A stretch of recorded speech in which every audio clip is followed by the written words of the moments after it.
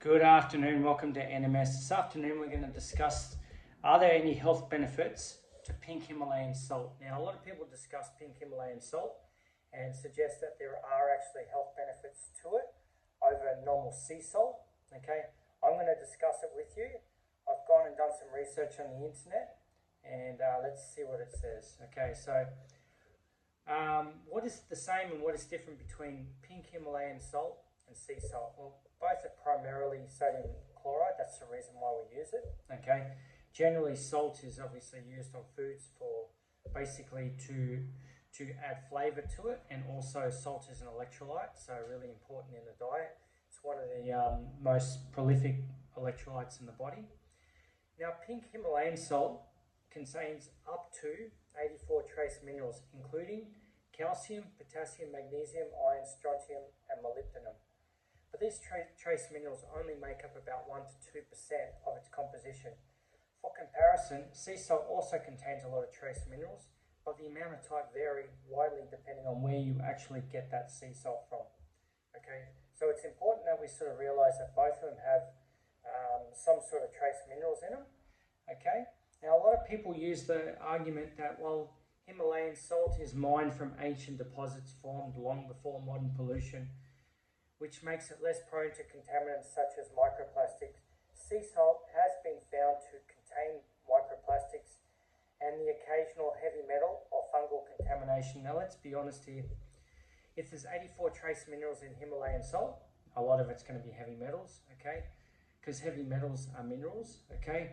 So keep in mind that Himalayan salt probably has heavy metals too, and these trace heavy metals probably have some sort of small effect in the body, but they're not largely used within a lot of the enzyme functions of the body.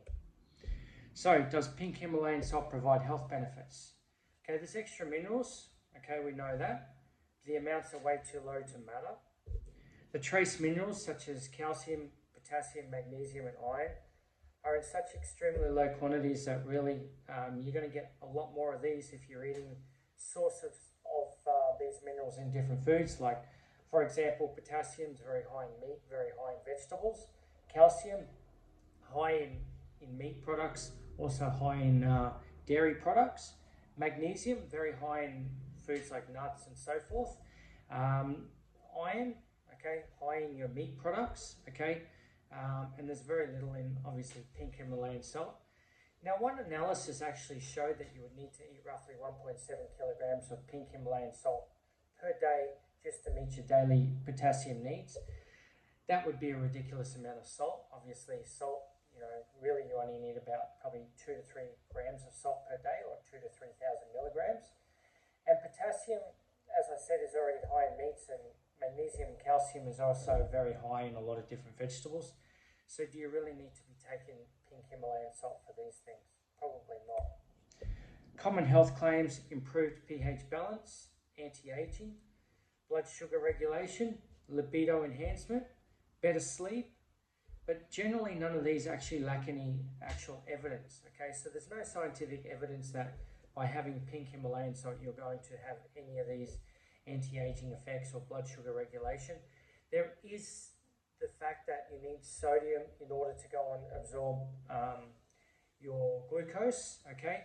So if you don't have enough sodium, that can actually hinder your blood glucose uptake, but that's any sodium, and that could come from sea salt, okay? So really there's no evidence to actually justify this. Now, salt cave treatments, salt lamps and spa claims, look, lightly studied, but evidence is weak or inconclusive. In other words, they haven't been able to prove that it works for these particular things, right? So actually bathing in salts probably doesn't really do a lot.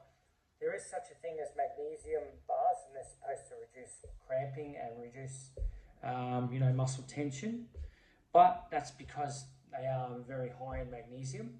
But salt bars, look, we don't really know if they work. There's no solid scientific backing. The other thing too is with the salt lamps, some of them have actually been recalled because they can start fires, okay? So, I mean, I guess, maybe you think the salt lamp is working for you, but really, you're putting yourself at risk with the fact that you're burning salt, okay? Conclusion, Okay, both pink Himalayan and sea salt deliver comparable amounts of sodium, okay, sodium chloride, about 2,200 to 2,300 milligrams per teaspoon, with very minor variations in crystal size. The trace minerals are too low to be consequential. Microplastics are in many different plastics that you use, like water and so forth. So microplastics, you're avoiding it in your salt, but it's probably in everything else. Other holistic health practices are unproven. I used iodized sea salt. Now, the reason I use iodized salt is because iodine is important for the thyroid gland. Okay, so why buy specifically iodized sea salt? Because of its, obviously therapeutical benefits. There is no iodine in actual Himalayan salt. There would be if you added it, same as they do with sea salt, but it doesn't. Okay, so salt in large amounts is obviously going to be bad for you. So to be able to have the amount of Himalayan sea salt that would actually give you any sort of benefit with the amount of minerals in there, you would be taking in far too much salt anyway. Okay, so really, based on the amount of trace minerals in there, it's not probably going to have the effect that most people are seeking.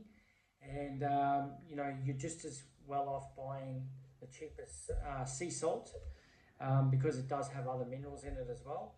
But the reason we're taking it, guys, let's face it, is because of the sodium chloride, okay, which is one of the most highly prolific minerals in the body and very important for neural and muscle response. Thanks for listening, guys. Any questions, by all means, comment, comment, share, for the algorithm.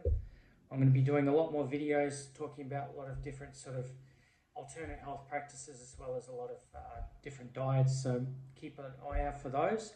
I do look into these things, so it's not like I just sort of talk based on, lack of knowledge. I look it up and I try to make sure that I understand things before I do these videos. Thanks for listening, guys. Comment, share, help me spread the page, and let's get some good information out there. Thanks for listening.